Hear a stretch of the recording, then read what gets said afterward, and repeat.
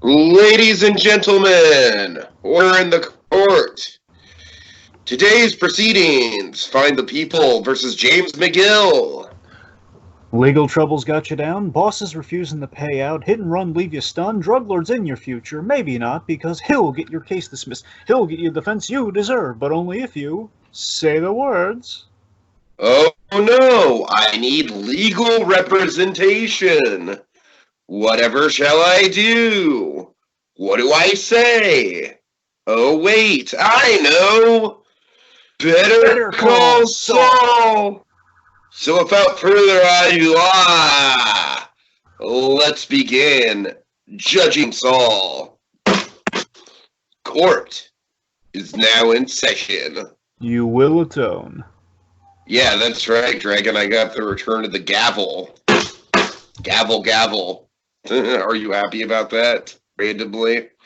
Yes. Because I'm using my old brick phone. Anyways, all right, Dragon. So we're back. This is it's season 5, episode 3. The guy for this. So, Dragon, let's just dive right into it, man. Of course, I've been away at Florida. I don't even want to say it's like saying Voldemort right now, all right? Like, let's not even address the elephant in the room here as we're recording. I just, stuff is going down in the world, folks. I just want to concentrate on excellent writing and excellent editing and excellent storytelling in general. Dragon, I think you and I both agree at this point, Better Call Saul has become so... it's just firing on all cylinders so much. I think it's safe to say that this combined with Breaking Bad is pretty much the crime epic of our day, of our age. I mean, it's just like, I don't even think anything else compares when it comes to a crime saga. So, suffice to say, folks, we're very excited, and we're going to get both of these episodes out before the next one comes out, before episode 5. So we're a little behind, but we are going to catch up slowly but surely. Dragon, let's begin. Let's dive right into it. The guy for this, what credits do you have here? Okay, this was directed by Michael Morris, who he's worked on a little bit of, he's gotten around, this guy. He's worked on a little 13 Reasons Why, a little House of Cards, back when it was good, a little bit of Preacher, but in terms of Which his better... one? What? Which one did he work on back when it was good? 13 Reasons Why or House of Cards? Little 13 Reasons Why chap there. Right. And Anyway, importantly, sorry. he has one Better Call Saul credential. We've seen this guy's work before, and it was good. He directed Quite a Ride. Oh, yeah, that was really good. Yeah. And they actually had a team on this one. They worked together before. The writer on this was Ann Cherkis. Sounds familiar. Ann Cherkis, they were paired together on Quite a Ride. She did Rebecca and Off Brand. Oh, yeah, some really good episodes there. Nice. All right. So, Dragon, let's dive right into it then. You ready to go? You ready to recap, my friend? Yes. All right. So, oh man, this opening, it chills me to the bone, Dragon. It really does. The symbolism is, Matthew Buck would love this symbolism. It's very on the nose. Jimmy McGill's sweet, sweet life is about to get really nasty really quick. Oh man. Dragon, do you dare pronounce the name of this song or the artist or whatever? Do you dare try to pronounce it? The name. Because I'm looking at it right now and I'm like, Zamzigrat? Sure. I don't have the name off the top of my head, but I know it's a yodeling. It's yodeling. Yeah. So of course this is kind of our Ant-Man opening, if you will. Very much just this very. It's so crazy how they got this shot. I was marveling at this because, folks, this ain't CG. All right, great as Ant-Man is, you got a lot of CG ants in that. Here, not so much. It's like shot by Ant-Man or shot by Hank Pym almost. This this opening scene, where basically they got really down there. They're tracking the ants. They had like an ant wrangler who could only do so much, but still they got such a great performance out of these ants, man. We're essentially, we're kind of following these ants, kind of going on this literal ice cream, this actual ice cream cones, kind of melting on the sidewalk, and we get to see kind of the deconstruction for a few days throughout the throughout the course of the episode, and of course. Basically, where the ants are drawn to Saul Goodman's success. Saul Goodman's success being the sweet, sweet ice creamy goodness. For a symbol of danger. Basically, the dangerous business Saul's about to get into with the cartel. One could say about the ice cream symbolism. The Salamancas as the ants. Saul Goodman kind of Breaking Bad. Definitely with kind of the with the ice cream at this point. Definitely, it's all being put into play, as we're going to find out in the episode. A lot of Breaking Bad is put into play in this episode. It's really fun once we get there. And yet again, we've to the 10th degree, we see what Better Call Saul does best, and that's mundanity on an epic scale. In this case, a small scale, but all the same. Monday on epic scale, Better Call Saul in a nutshell. All right. Nice.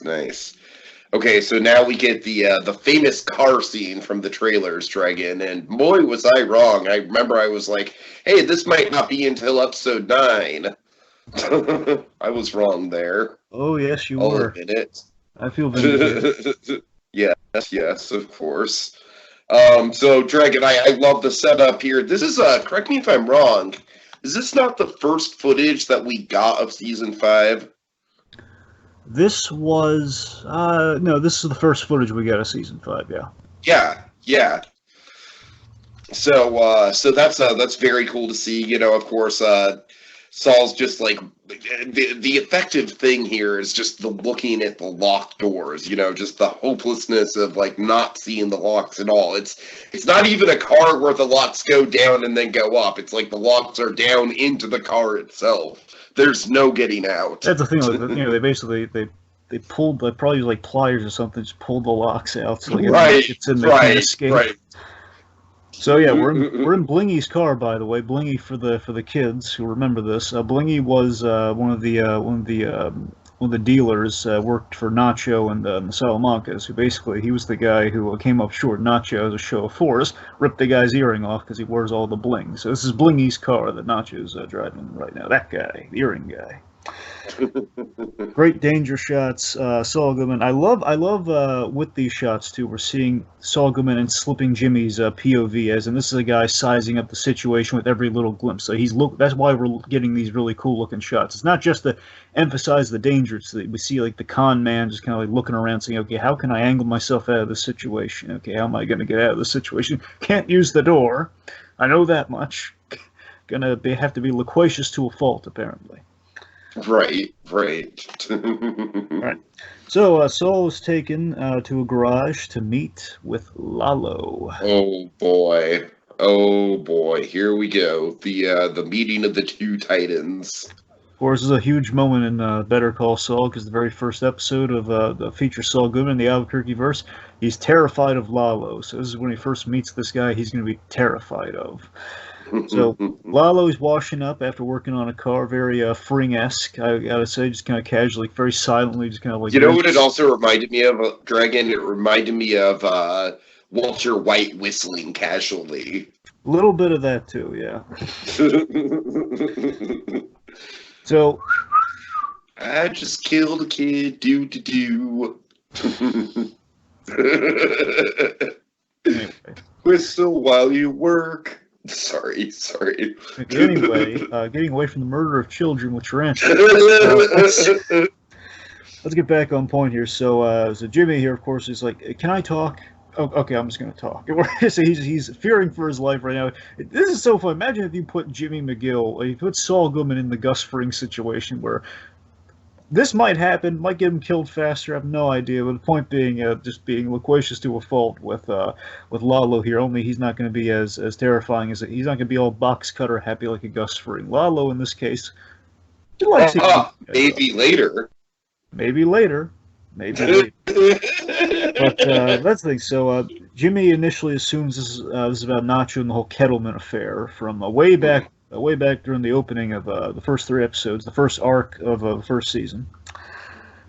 Where I know Nacho got caught up in everything, but I got him out within the day, and we're all good there. And then the path to justice is rarely smooth, as he puts it. He's getting some great Saul Goodman dialogue there. What's great is that he doesn't realize that it's like they want him specifically because of that situation, because of the lawyer skills. So he did too good of a job. So Lalo goes even further back to the Miho affair that started the start of the whole ball rolling. Oh man, Miho affair. Of course, the cliffhanger of the very first episode. Mm-hmm. The whole, of course, second episode where we have like the big, dealing with Tuco of it all. We're basically saying you did business with my cousin Tuco. Says, yes, I see the family resemblance now. You can see, this is what I love about Tony Doll. You can see he's so charmed. He really likes Saul, man. I love it so much. You can see like he's so.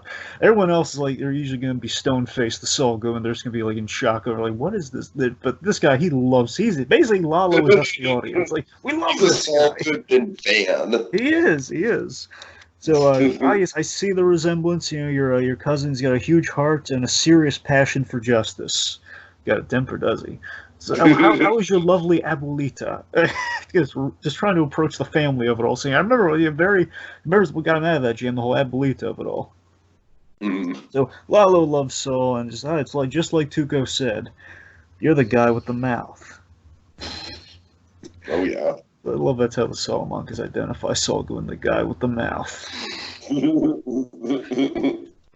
even referenced the Skater Twins. It's been seasons since we've referenced. I know, right? Right. Remember when I thought they were going to be like a regular part of the show for some reason? Yeah, we then replaced them with the film crew, which was an upgrade, so we're all good. That was an upgrade, and you're right. That was I never really. I'm sure you brought that up before, but yeah, that's a good point.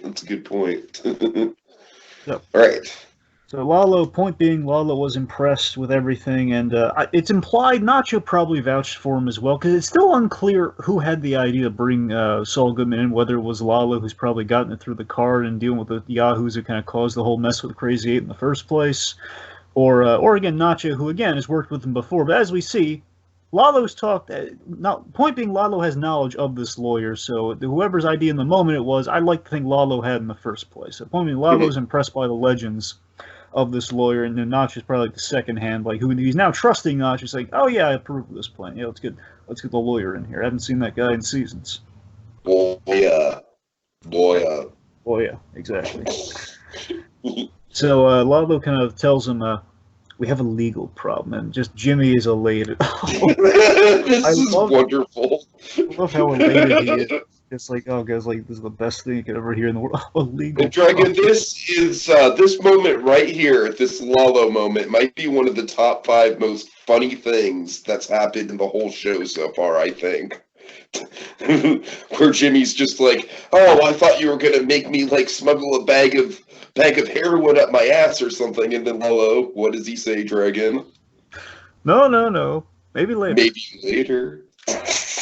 You have to like Dragon, what do you think? Right. What do you think, man? That's got to be up there with one of the funniest line deliveries of the show. It is great, but I don't know if anything's ever gonna top. Are you Michael? I mean, that's great too, but I don't know. I love the whole, like, Lalo is just like, he's so casual and charming, but yet menacing at the same time, and the whole maybe later thing just kind of like emphasizes that. And it's like, we know things are going to go wrong between these two, so it's like, that's a great foreshadowing. And Jimmy's reaction is just flawless, where it's like, he's like laughing off, and he's like, oh god, what? Maybe later, what? Alright, so the long and short of it is, Lalo needs information relayed to Crazy 8 on the inside without the cops knowing the source. As in, like, the cops cannot know that it came from Lalo and the cartel, and so on and so forth. So basically, they want to use the lawyer as kind of a as sort of like a Trojan horse to get in there and kind of deliver the message. Because the lawyer's obviously going to approach somebody who's been recently, kind of incarcerated. Mhm. Or recently, point being arrested. It's an obvious count. It's a no-brainer. MDC, as it were. Anyway, so of course, Nacho is supporting the whole, attorney-client privilege. Exactly. We'll never get out there. Attorney-client confidentiality will never get out. They can't really ask any follow-ups. The point is, their bases are covered, even if they do get fishy, because it's through a lawyer, which they have no recourse. All right. So Saul Goodman offers immediately. He doesn't want to deal with this himself because it's a dangerous business. And again, last time he dealt with the cartel, while successful, again, his client's got 2 broken legs, and it's awfully scary, and a little bit of PTSD whenever he had breadsticks around the guy. So he doesn't really want to get back into that. Anyway, so Saul Goodman, he offers the phone solution. Of course, drop phones. Chances are you have a bunch of guys in MDC with these phones right now. Of course. Basically, you could use these as your go-between, but again, we need, we need you in there. Works a lot better, works a lot simpler, as Nacho puts it. And then, of course, Lalo is kind of sweetening the deal here with like the praise. This is I describe this as like a Gatsby greeting from Lalo right here, just like. You're the guy for this. That's the thing. I love how supportive it's Gatsby-esque, Dragon. It's Gatsby-esque in how charming it is. Yeah, it's not so much a threat, but it's a compliment with threatening undertones. That's Lalo right. Show. Right. So then Saul Goodman, this is great. This is kind of a big building block within who Saul Goodman is, and as we see him constantly price gouge poor Walt and Jesse throughout the course of Breaking Bad. Saul, he employs an increased. I presume he's trying to employ some increased rates to maybe dissuade. It wouldn't have worked even if they did take the bait on this. But let's just say he tries to throw him off some increased rates. What I love about this is that it's literal pocket change. Like we see Lalo literally pull it out of his pocket. But yeah, it's just great here that he was increasing his rates for survival versus later where it's going to be purely for greed, that he's going to increase his rates and have all sorts of like a silver package, all sorts like he's going to give the upper echelon version of his legal services. Mm-hmm. So the point is the amount, of course, classic Breaking Bad, go back to the very beginning. We have very specific 747 kind of type number there. In this case, it's $7,925 that he kind of quotes him for his kind of spur of the moment services. Oh god, I love that it's kind of like an honest enough calculation. Yeah. Here, 8 for your trouble. Just perfect little pocket change, as you said. Okay. So we've seen what's going on with Jimmy, but you know what's going on with Mike, with Michael? Michael, we love Michael. We do. Seriously, folks, if there's one inalienable truth in this life, it's that we love Mike. We love him so much we like to embroider it on I Love Lucy iconography. One could argue. Just seriously, we love...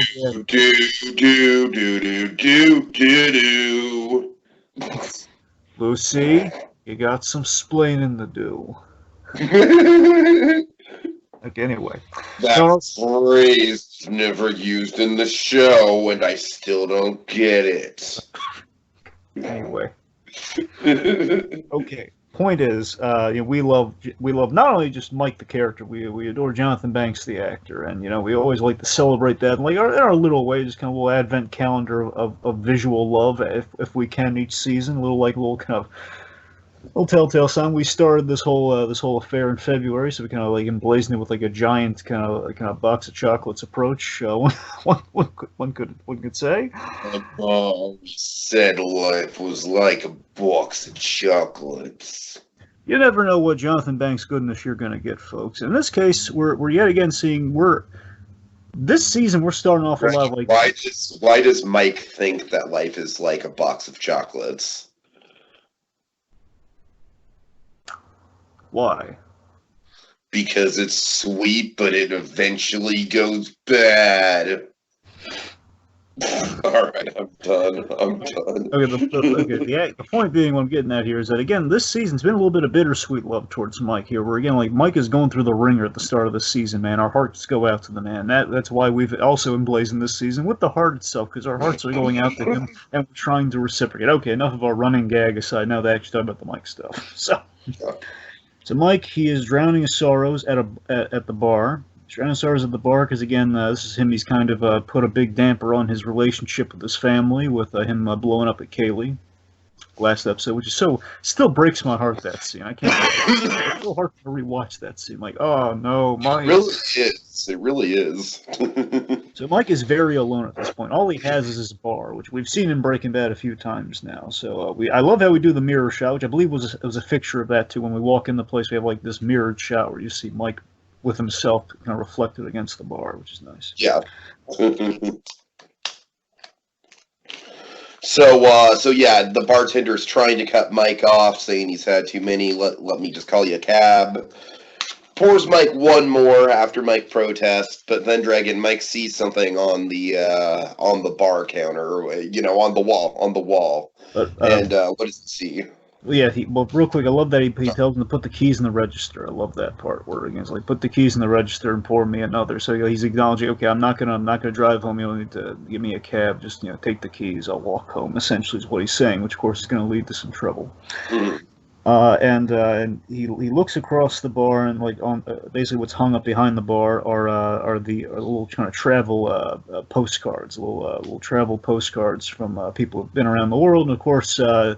We see the Sydney Opera House, which, of course, last season, when Mike took the boys to the strip club, and he and Werner, because they're not exactly, they're not crazy about the strip clubs. They're men, they're not boys, man. They're not like, oh, we want to see girls dance. In this case, you know what? We just want to chat and have some drinks in a nice bar. That's what they were doing. They were bonding, and Werner was telling Mike all about like how his father, I believe his father, is either his father or his grandfather helped build the opera. I think his father helped build the opera house, one of the architects behind the opera. Something like that. Not the architect, but one of the guys involved.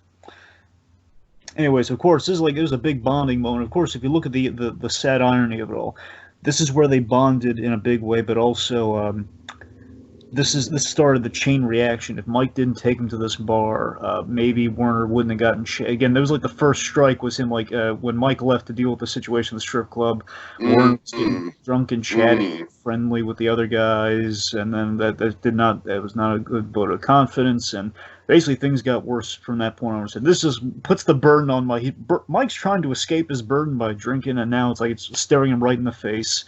And this is the reason we love Jonathan Banks, folks, right here. This is Legis. What does he ask the bartender, Tiki?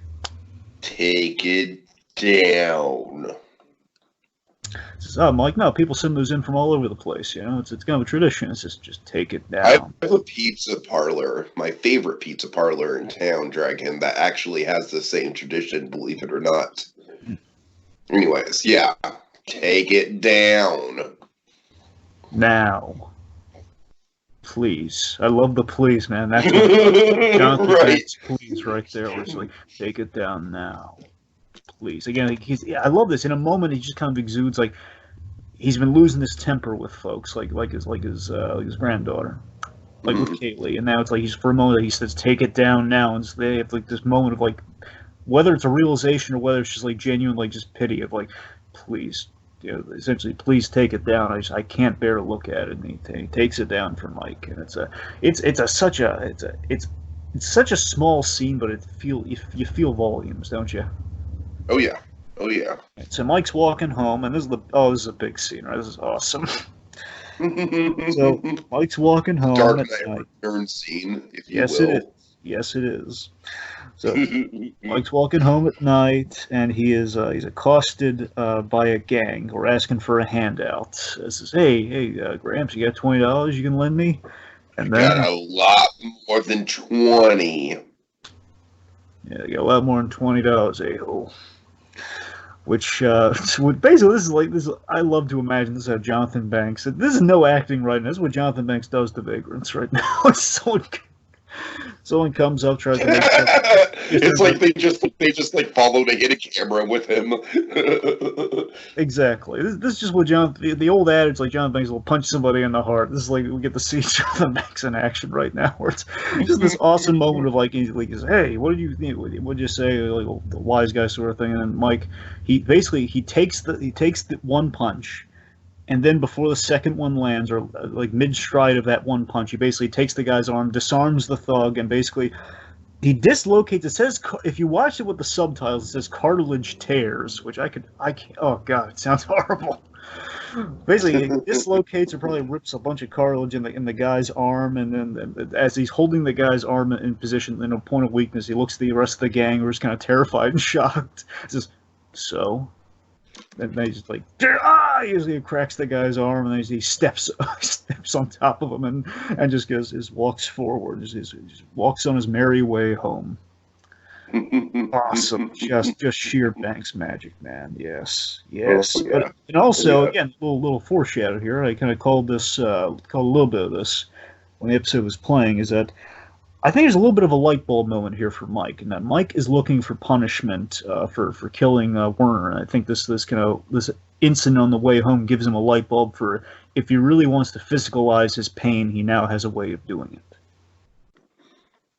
Yeah, for sure. All right. And that's something you actually called in the predictions. Yeah. Mm-hmm. All right. Okay, let's see. Next scene, we have Jimmy pulling up.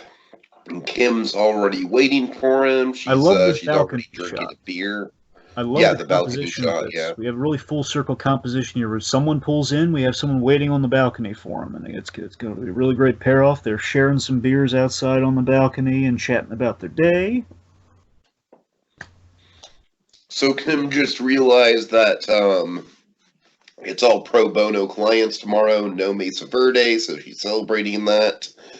And Jimmy, he's not lying about any of this, Dragon. He met some very interesting people, had some ups and downs, but at the end of the day, Saul Goodman had his most financially successful day yet. Kim's response, good for Saul Goodman, good for Saul. So, and man, Dragon, Kim is just like, she better be careful because she's going to develop a brain tumor with all this suppressed emotion that she's carrying around about the Saul Goodman situation. So two things. One, I love the subtext throughout all this scene in the direction where when Jimmy walks up, you'll see this thing, of course, is a payoff by the end of this episode, where we really focus on like the beer bottle on the edge of the balcony, like a little kind of like banister on the balcony, the railing of the balcony, and like we see Kim kind of zeroing in on it. We kind of like rack focus a little bit to the point being she's watching it, and the idea that it's Kim Wexler's ethical struggle. We're kind of visualizing it here. Where I basically have this bit here where Kim's watching the beer on the railing, which is of course foreshadow for the end of the episode. But Jimmy sees that something's off with Kim, which leads to the chatting about their day. So I love that Jimmy saw that there's something. He's starting to pick up a little bit on Kim's ethical struggle right now. Right. And by the end of the scene, again, Kim says, good for Saul. A little bit of subtext there. She's saying that a little sardonically, where good for Saul, where she does mean it, but again, knowing that there's some ethical stuff in there, he's not telling her. Mm-hmm. And then we punctuate that. If there's any doubt, we punctuate that with her like grabbing the bottle as she walks off, and Jimmy again taking notice of that. Where again, Kim very mindful and in control of where the line is, I think, is the symbolism of that bit, where she grabs the bottle and makes sure it doesn't fall compared to later. And again, the two lawyers, one representing pro bono clients and being really happy about that, the other one deal with the cartel. Definitely two different sides of the line right there. All right. Okay, so let's see. So, of course, she aggressively sort of goes for the beer that she initially turns down. What do you make of that? Well, it's what I just said, Tiki. Yeah, she basically she grabs the bottle. She's very mindful and in control where the line is. That's why she grabs the bottle. Yeah. All right. Sorry. Nacho. We're going to Nacho's place next, right? Nacho's pad. And Dragon, this scene is hard to rewatch for me. I got to admit, it's even harder to rewatch than the Kaylee scene, believe it or not, for me. It is heart-wrenching, man. This season it's trying to dwarf the record of last season. For like I can't even begin to try and make a proud of your boy joke, Dragon. I can't. I don't have it in me. He's not proud of his boy. You see, it's like I don't think that works because this is like so sad that it's beyond that. Right, well, to give a little bit of context here, so we're at Nacho's bachelor pad here. Nacho, has his two lady friends that we established after the time jump last season, where they're hanging out. Basically, people are probably addicted to the product. They just kind of keeps around by paying them and giving them product. They just kind of stick around. One of them's trying to, presumably high on the product. She's trying to take apart a Rubik's cube and then the remote to clean it. Probably, I'm going to take it apart and clean it, then put it back together again. That sort of mentality. Nacho gives her like a puzzle. Just gives her. Why does Nacho have a puzzle? Like, I assume. Point being is he gives. Maybe it came with the place. Maybe it's a memento of his days with Poppy. Maybe him and Poppy put it together at one point. It's either that, or again for this very specific occasion where sometimes the girls on the project can occupy themselves, because he has like the little desk toy, like the big expanding globe thing, which that could be for him. Anyway, point being, gives her a puzzle that she's not even just look more figuring out than putting together, honestly. All right, let's see. So, Dragon, you know what's weird? A little antidote about this scene is that the night after I watched the scene, I had a dream of my coworker selling those little expandable spear things that you just mentioned. Yeah. Like hawking them on the side, and I was like, "What the hell? Why did I dream that?" Anyways. All right. So someone buzzes on Nacho's front gate, and it's Mr. Varga, man. It's Mr. Varga. I don't know why you're so excited, Dragon. I don't know why you're so excited about this.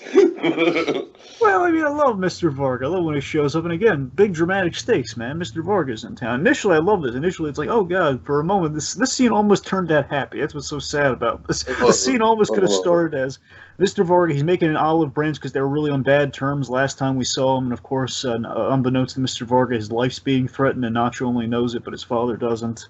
Victor almost popped him last episode. So Nacho, essentially, he introduces his father to Amber. Amber, the one girl on the couch.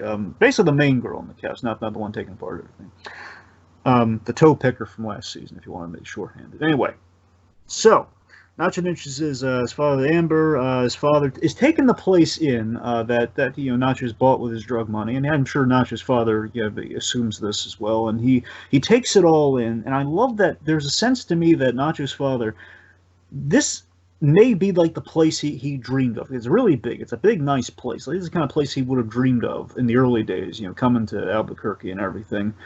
But now there's a conflict with it all. Like, this is a nice place, and my son's made something of himself. But at what cost? He's in with some really dangerous people and all this sort of stuff. It's like, this is like he's not getting it the honest way. I can't support this. The two chat over coffee, and then the heartbreak seeps in.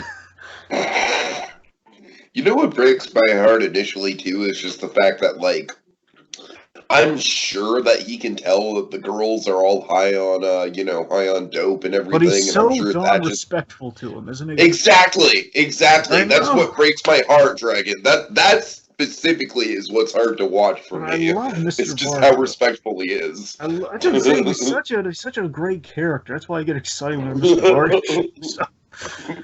Right.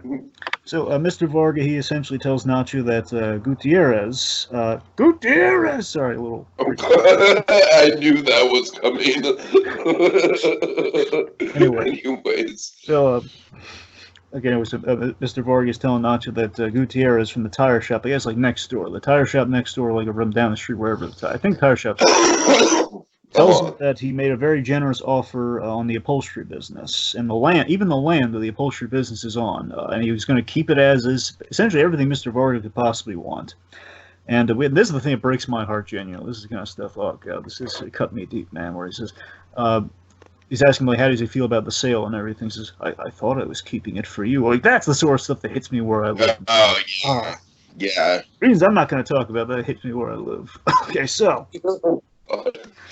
Anyway, so we're circling how hurt he is by the truth here. We're really circling how hurt he is right now. We're Nacho. We're basically Mr. Varga confronts Nacho with the fact that he arranged this with his money. He arranged this, like, basically he bought the place, and he, through Gutierrez, he probably instructed him to put an offer on the business. And Nacho, basically, it's kind of a twofold thing with Nacho. Nacho is trying to do right by his father with kind of the gift of retirement, but also the side thing, an eventual exit strategy so the two of them can go to Canada. Yeah. Get out of Dodge, go to Canada. We're Mandel. And Mr. Varga just reads right through him, man. He just reads right through it. Yet again, ethical lines being a big part of this episode with, kind of Kim and Saul. Here again with Mr. Varga and Nacho here, where it's the ethical line of Mr. Varga is not running from an honest life that he built and he lived. And I love the line I love the idea that he won't turn Nacho in. He won't do that. Out of respect and love for his son. He's not going to turn him in, but he wants him to turn himself in. Like, he won't force him to, but he would love for him to, he keeps telling him to go to the police and face his responsibility. And basically, he tells him to face his responsibility. He storms out. Mr. Ezra gets really sad, folks. He storms out and he says, "It was a pleasure to meet you. It's nice to meet you, young lady." Oh, God. I can't take that, Dragon. I can't take that. And that's just, oh, God, it's so sad. So sad. All right. Oh, so man. More sad stuff that's happening. this is the happy episode of Better Call Saul. This is like in Wolverine the X-Men, you have the sad bench. This is like the episode we're doing while we're sitting on the sad bench. Like, wow, sad stuff's going to happen. All right, so Kim Wexler in court. Yeah, so Kim not going well. Plea bargain was denied, right? Or something like that. Little fun fact, I don't know if you caught this, Tiki. Did you notice that the prosecutor that she's facing off against was the prosecutor from the first episode that Jimmy McGill faced off against in court? Totally didn't catch it, no. Remember the guy with the whole head thing on that, like that guy? Uh-huh. Boy, this guy's really formal. The guy didn't say a word. He's put a VHS tape in, which had the whole having sex with the head video. that whole thing. So this guy, he's really formal. He even beat Kim Wexler in court. That's the implication. Right. Basically, right. Steph. So Steph from Schweiker and Coakley, kind of Kim's assistant, while Viola is doing other things, I suppose. Like one of the other associates, Steph. Hey, Steph. Sorry. Anyway. So Steph tries to interrupt the proceedings to tell Kim there's some really urgent Mesa Verde matters at play afoot right now. She really needs to kind of tear her attention away with. But right now she's in court. She's focused on the client, the whole pro bono day of it all. She's really eager for it. Yay, pro bono day for me. All ethically good, ethically solid, not just making money for a bank. It's a great day for me. The whole Tukin Carey situation is rearing its head. Anyway, so Kim tells the associates, the associates can handle this. It'll be fine. I'm a little busy right now. And the judge, just to start the day off rotten, the judge shoots down Kim's motion to dismiss the case. Basically, it's a family dispute that she's handling right now, which means they're going to have a trial, which is never good. You always want to try and nip things in the bud. You never want to go to trial unless you have to if you're a lawyer. It's a trial. It's not, you're trained for it, obviously, but it's like trials are not a lawyer's best friend. Things can go wrong. You put it in the hands of 12 people or a judge at the end of the day. It's never great. So it's implied, by the way, here's the thing that really cut me on this. It's implied that Kim cared more about this than the state did, yet it was still a no-go because, like, the judge says something along the lines of, despite your very well-reasoned argument, implying like Kim probably has like a it's pretty much just like, you know what, you could have had the best argument in the world, like basically your hard work is worthless. Pretty much. Yeah, that's the sad story. I hate that. And we've seen this happen to her so often, where she puts in all that work to get Mesa Verde in the first place, and then Chuck and Howard took it away for a bit, and like all that. That's the constant curse of Kim Wexler. She puts all that effort into it, and then So afterwards, she's trying to reassure the client, and then she gets a call from Rich Schweikart. Oh, God. All right. Schweikart, not happy. But I love that he's not necessarily the bad guy in this situation, though. He's not. You're right. Because he's being very fair to her here, and I love that. This is what I love about Better Call Saul. No one's necessarily a clear-cut bad guy unless you talk about the cartel. And even them, they're very charismatic in the case of Lalo. Right. So Kevin Walktel, he's called. Of course, we love Rex Lynn. We love Kevin Walktel, but we'll get to him. I presume we're going to get to him later. Kevin's been calling like a madman about the whole Tucumcari situation. He wants his big guns on it, which would be Kim. And Kim, she's he points out Kim's not in the middle of a murder trial or anything. And Rich, again, he's not wrong saying that Mesa Verde does pay the bills, they keep the lights on, and they're our number one client. Therefore, we should give them like number one attention on the call sheet, as it were. So, you got to give a little to get a little. I love how dirty that makes Kim feel. It just makes her feel bad. Well, you got to give a little to get a little. You get it. Mm-hmm. So Viola and company there. So again, we name drop Viola, who's basically she's on another show right now. That's why we're not seeing her that much right now. Viola is right. She's on Prodigal Son. I like her in Prodigal Son too, by the way. She's really, really good. Anyway. So Viola and company, they're going to handle Kim's caseload and try to get continuances. Basically, try to kind of put a pause on the matter instead of just handling it themselves, because Kim wanted to handle these cases. So fair again. He's being very fair to her in this moment. Meanwhile, what's going on with Jimmy? Jimmy. All right. Oh God, this is a sad episode. I know. I couldn't resist. So Jimmy is about to meet with Domingo. Yes. Domingo, of course, at first very confused. Jimmy explains the situation, and then he says he's his lawyer. He's going to get you out of this situation. But how are you with memorization? So again, this is Saul Goodman with definitely a loyalty to his client in the beginning. So I love that as we get to further and further in the Breaking Bad, like even at the very beginning when he's dealing with Badger, that's a point where like Saul Goodman, he can't even keep the cases straight. Where we see like the loyalty and the care, like he says, "Hey, don't worry, kid, I'm your friend right now." Good. Where he's reassuring the client he's being your best friend versus just being kind of wheeling and dealing him like he is years later. So I love it. Again, it's Saul Goodman with a little bit. He's still a little bit ethical right now. He's still got a little bit of that. Still got a little bit of it there. Mm-hmm. All right. So Saul Goodman, he's waiting outside as the real stars of the episode arrive. Oh man, I love how casual this introduction is. I really do. I love that. Love that Saul again. He's basically waiting for his grand entrance for the plan later. That's why he's outside. Mm-hmm. So we build up and we have this great build up and reveal via the back of the head, the shirt, and the badge. Who is it, Tiki? Hank Schrader and Steve Gomez. Gomez. Oh, yeah. Looking good, Myrna. Hank Schrader, he thinks he owns the place. He's making pleasantries and everything.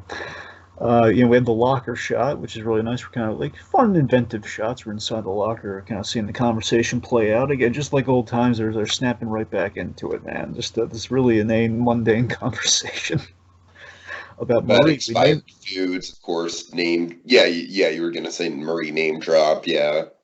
The fact that Marie, she's basically like at the crack of midnight. Like as soon as like the clock strikes midnight, she's like just trashing all the food that just expired within the day, and just like telling them to take the trash out. And he's like asking, "Is it really is the expiration date really that big a deal?" And like Gomez says, "Well, I had some." Gomez says, "I ate some expired vanilla frosting. I'm still here." It's a really dumb conversation when you think of it. It's such a dumb conversation. All right. So let's see, and again we have. Remember, this is a different Hank Schrader. This is a really early Hank Schrader that we're seeing here. This is like the cocky Hank Schrader from way back in season 1. Like the Hank Schrader I wasn't crazy about, but I grew to love, and I think we hit a really good. What did you think of young Hank Schrader here? What do you think of him?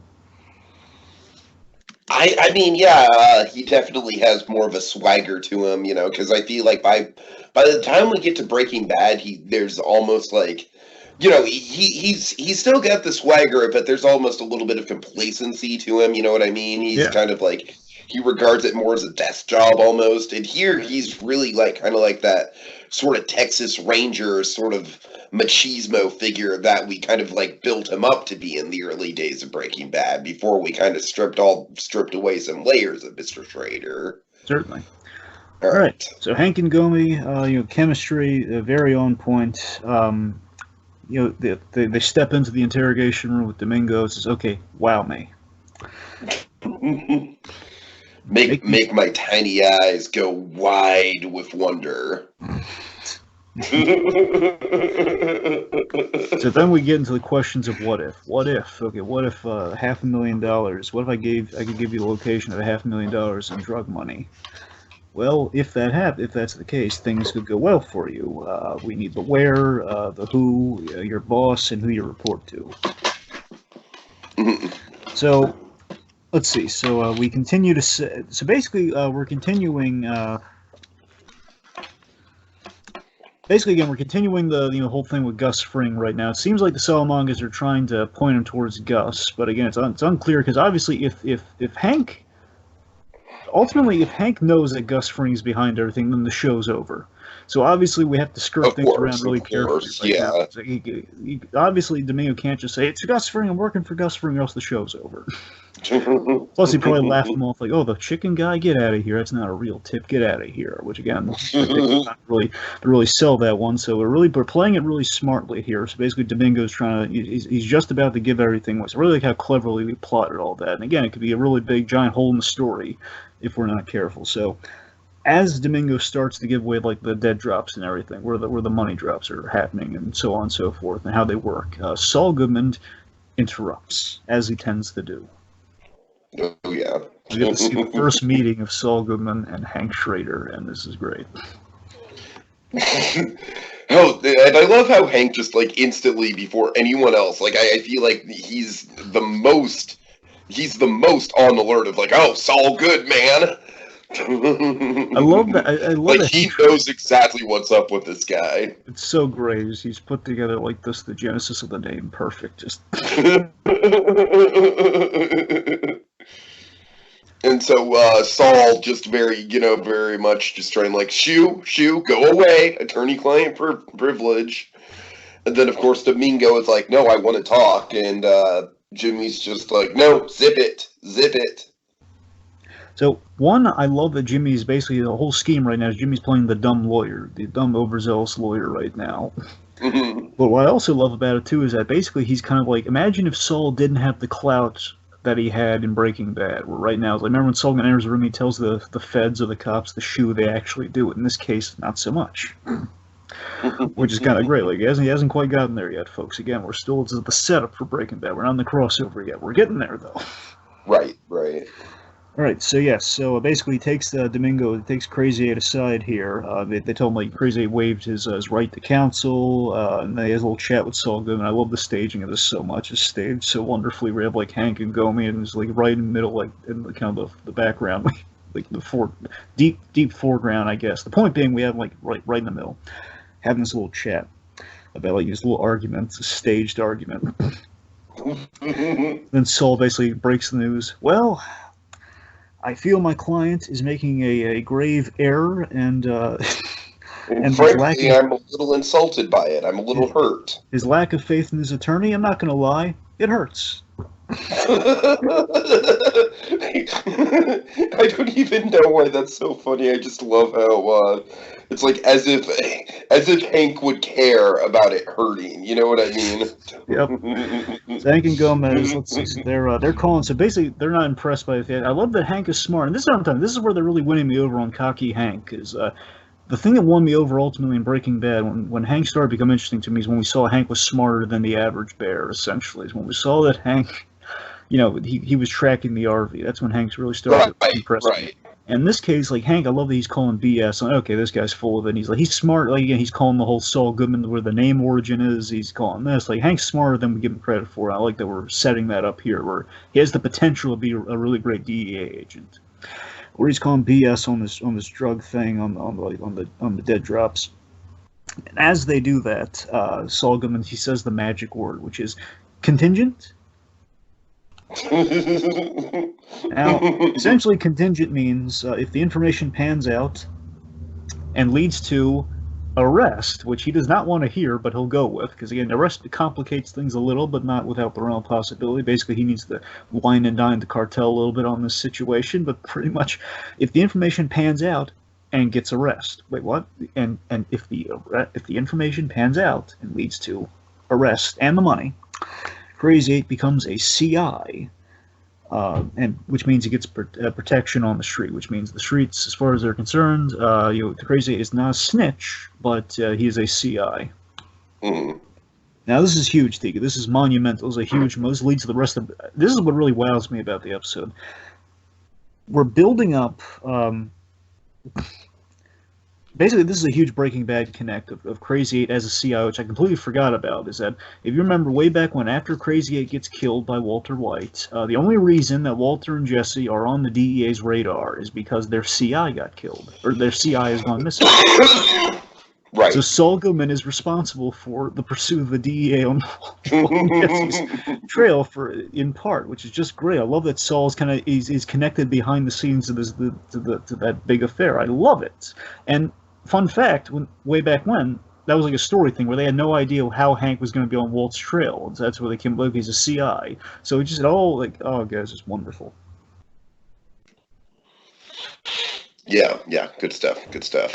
I don't want my client bleeding out from his mom's house. Like, wait, what? No, it's not going to happen. This is classic Goodman dialogue here. It's great. It's like Domingo. He's like trying to keep up with this whole thing, but you can tell it's like the whole thing is kind of like going a little bit over his head in terms of like the legalese of it all. He knows the lines, but Saul Goodman's improvising with the threats, and that's kind of throwing him off right now. But yeah, but seriously, just really great connective tissue in the scene as well, but of course, fun scene as well. So it's kind of a twofold right there. Okay. All right, let's see. Is that it for the scene? Yeah. Now we're going to Tucumcari. Okay. Oh God. Oh, this whole thing again, Dragon. This episode just hard to deal with stuff here.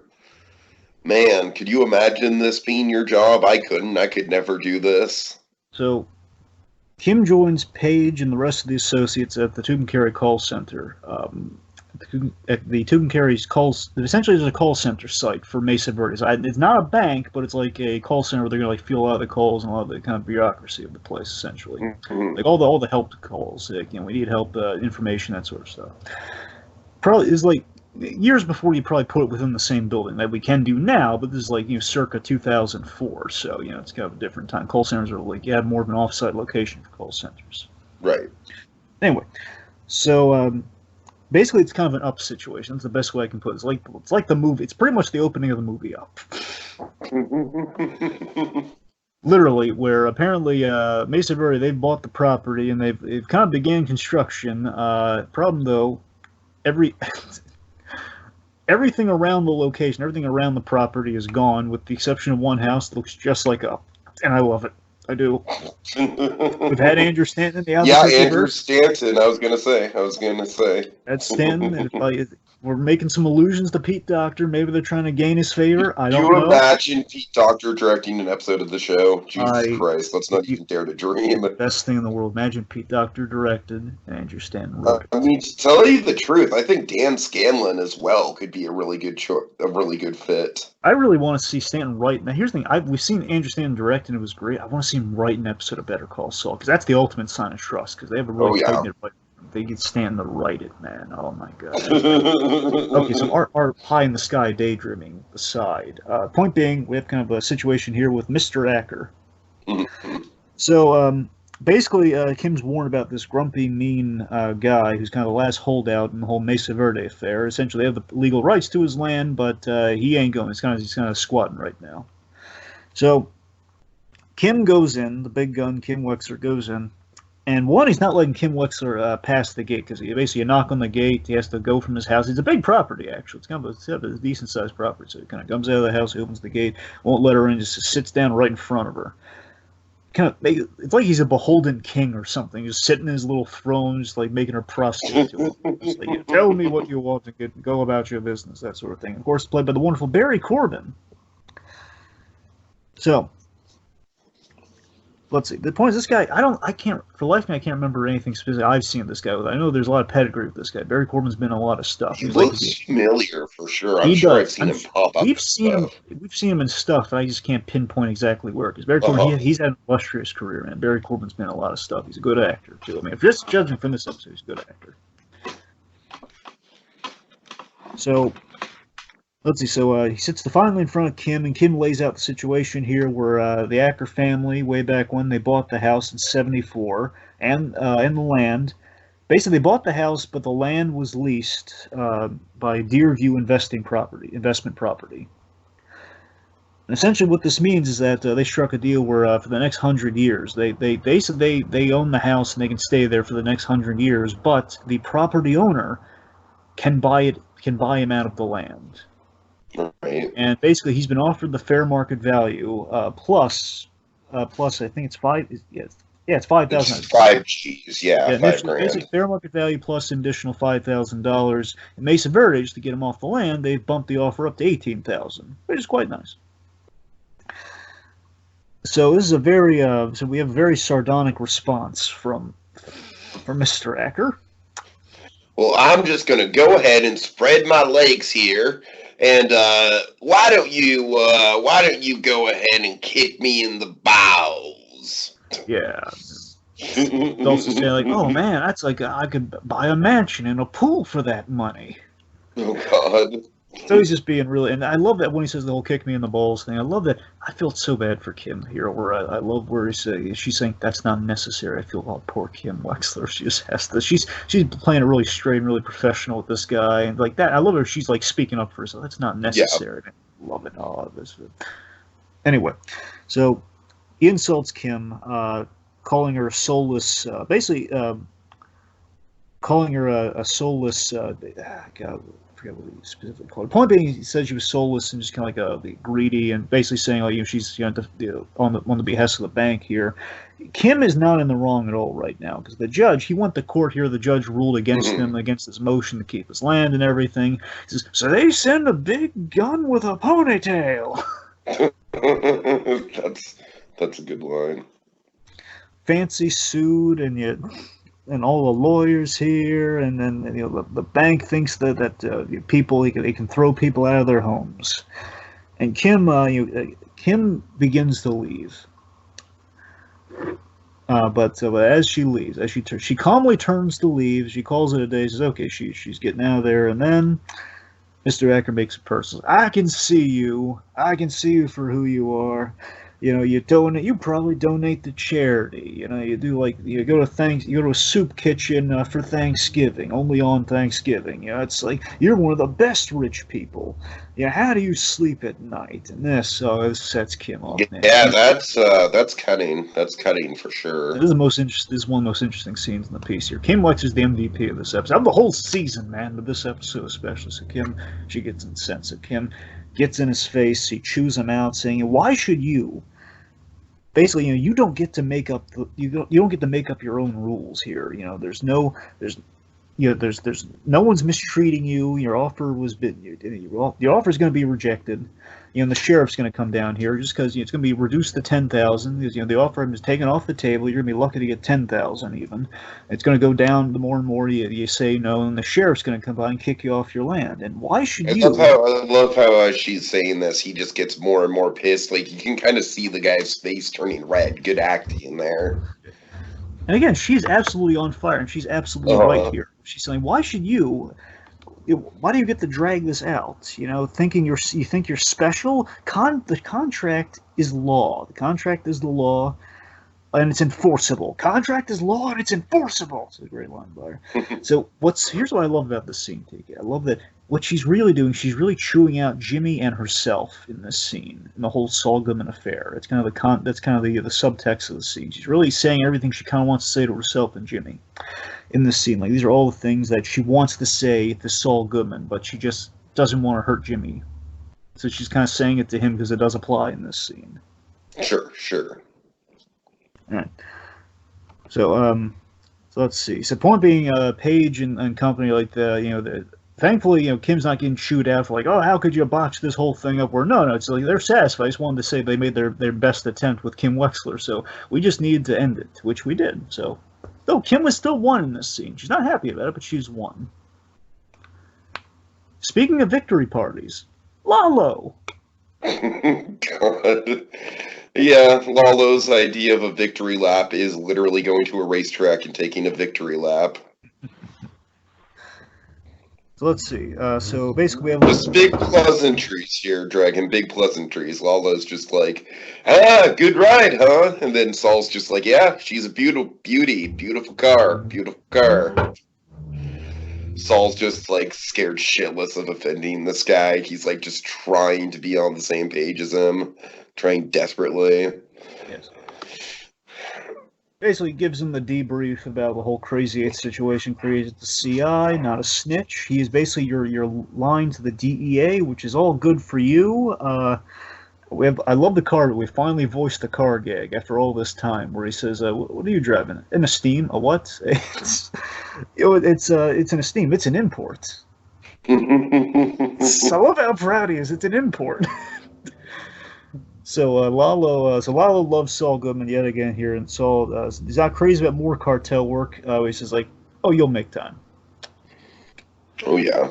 I have a busy schedule. Oh, you'll make time. So, and we have the follow-up question to Nacho that Jimmy has, where he's saying like, I don't. What kind of blowback are we going to face here? Like, who would I bolster here? Who would kind of screw over in all of this? I don't want to be caught with any of the blowback. And Nacho says the line that he is. And I love that early episode we saw him kind of living with the consequences of the cartel life, and he's kind of voicing it to Jimmy. You're in. You're in. Yeah, and he's basically just saying, like, don't ask questions. You don't want to know who this person is. You don't. And it's interesting because, of course, we know that eventually Saul does have a connection to Fring and in with Fring. So this whole thing, Dragon, I love how both from Fring's point of view and from the cartel's point of view, we don't exactly know what angle they're playing at. Yeah. All right, so then we Saul is dropped off back at the courthouse, and we have the ice cream shot where again we kind of visualize what he's going through right now. He's overrun by the ants, the ice cream of it all. And Saul just kind of like just takes it in, like, yep, symbolically, that is my life. All right, so what's going on with Kim?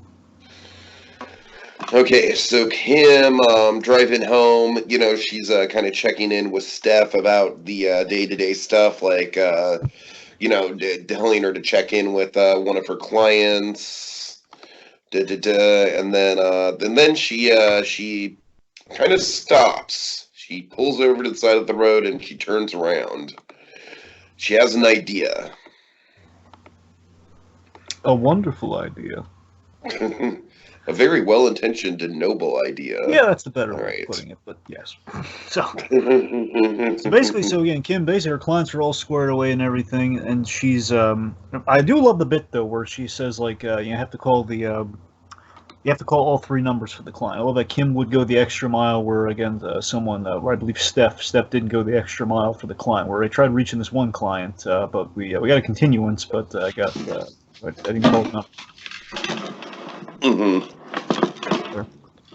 Anyway, so Kim heads back to Acker's place at night, and she's making a really good. She made such a good faith effort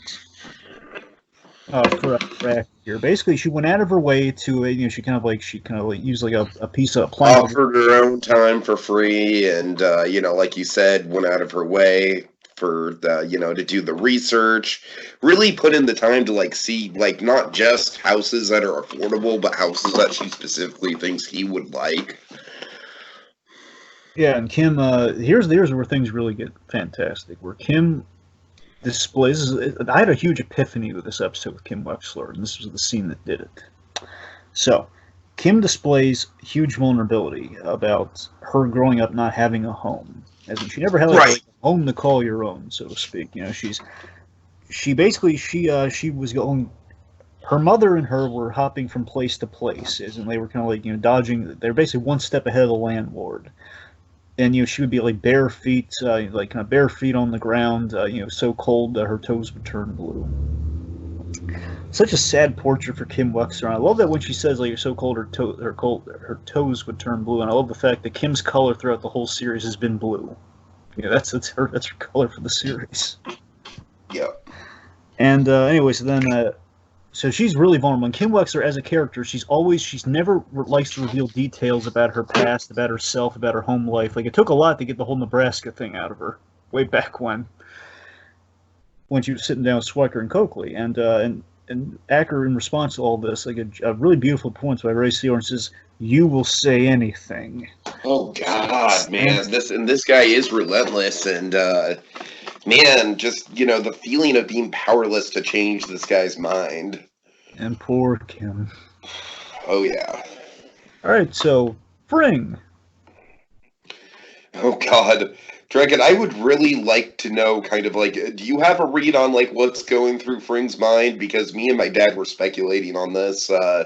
Because Tyrus clearly wants the dead drops to stop, right? Yes. And Fring is like, no, the dead drops continue. So what's your read on this, Dragon? Why do you think that Fring is willing to take such a risk here?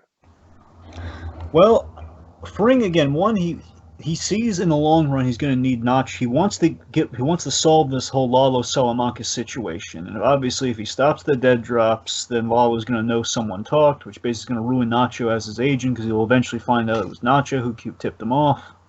So basically, Fring's playing the long game, even if it's going to cost him like $500,000 to essentially $1 million. He's going to spend that much on his hatred, on him dealing with this whole Lalo Salamanca situation, so he can kind of get his grand plan in line.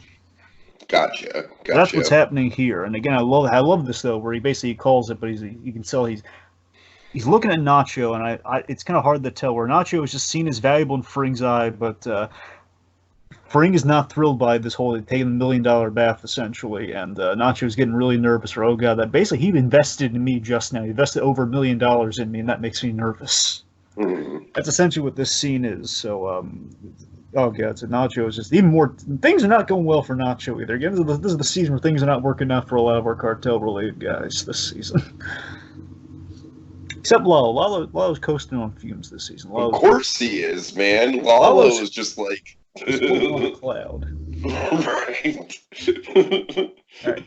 So now we have the big full circle payoff scene. This is a brilliant ending to the episode. So we have this full circle payoff where Kim is parking and Jimmy is now waiting on the balcony again. Reverse. So great scene without a word said. And this is what's so great about the scene. Not a word is said. The two share this.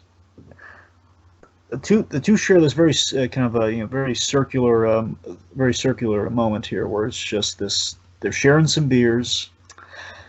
Jimmy dangles the bottle. He dangles the bottle and he's kind of playing a game of. He's like dropping it and catching it and dropping it and catching it off the balcony, and again, life on the edge being the symbol of this moment. He's living dangerously, life on the edge, and having a good time with it. And Kim has had the worst day of her life, and Kim, she just tosses the bottle. And then Jimmy mirrors this in support of her, saying, "Hey, you want to do this? I want to do this too." So he tosses a bottle.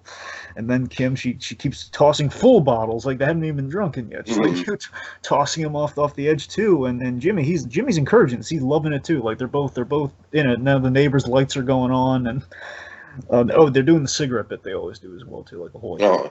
Anyway, so the lights go on, and they're scurrying away like bad little kids, and they're like happy little scamps running away, like, oh, we're causing trouble, we gotta get out of there. But like a Kim Wexler with a smile on her face. Now, what's so great about this is that, and here's my big epiphany with Kim Wexler, by the way. So, okay. So yeah, as I mentioned, Kim revealing her past. It's a very rare thing for her to do. The implication to me is that Kim Wexler may be her own successful version of Saul Goodman. Think about it. From the girl who was on the run, like a literal slipping Kimmy of her own in her past, maybe. Sure, Again, sure. Trying to outsmart the landlord. Again, basically, she has pity for the pro bono client because she was the pro bono client.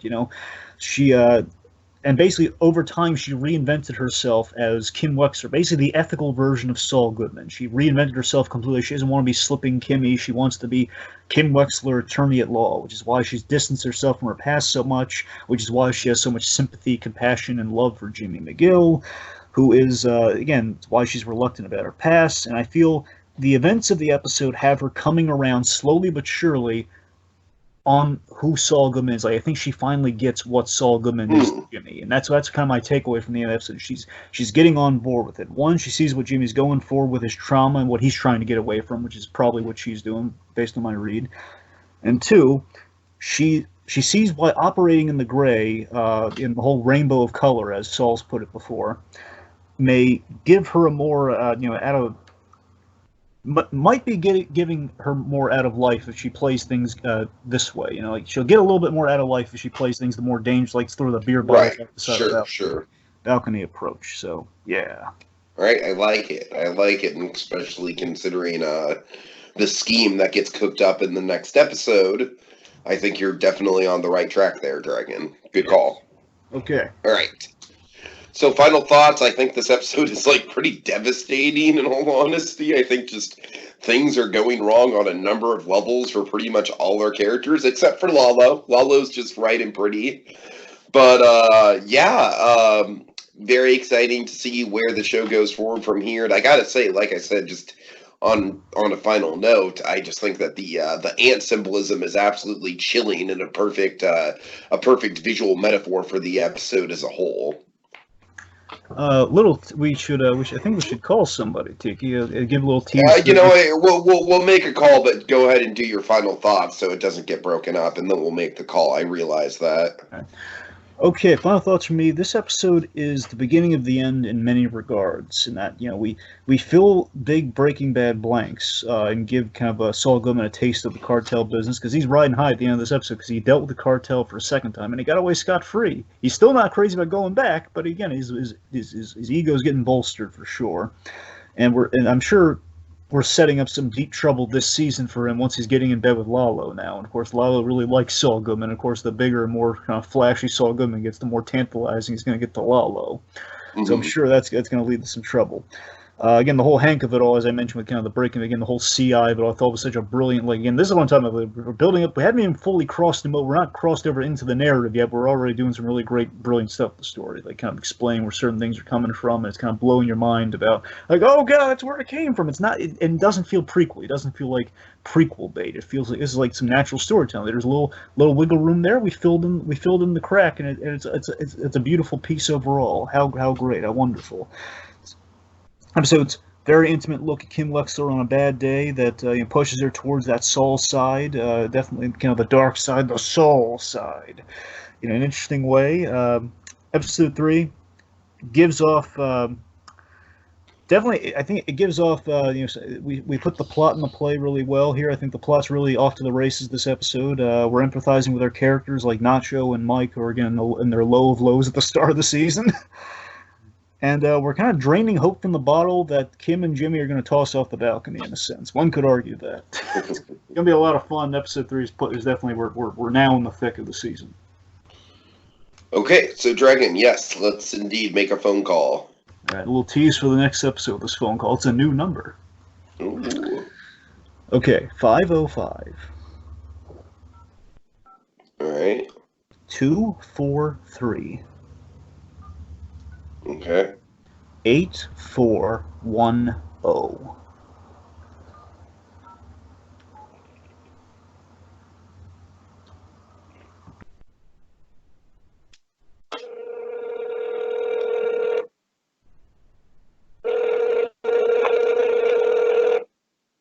I'm Kevin Wachtell, CEO of Mesa Verde. At Mesa Verde, we're in the business of making dreams come true. Sound like something you'd be good at? Our Tucumcari call center is opening first quarter of next year, and we need folks like you to build this thing from the ground up. Keep an eye on this space for employment opportunities. Until then, happy banking and happy trails. That's awesome. That's awesome. All right, so Dragon, go ahead and take us out. Remember, kids, when you get that phone call, make it count. Better call Saul. Saul Goodman & Associates is the one-stop shop for all your legal needs. And with that, we are adjourned. Totally be lawyers. Totally. Totally. Maybe later. Maybe.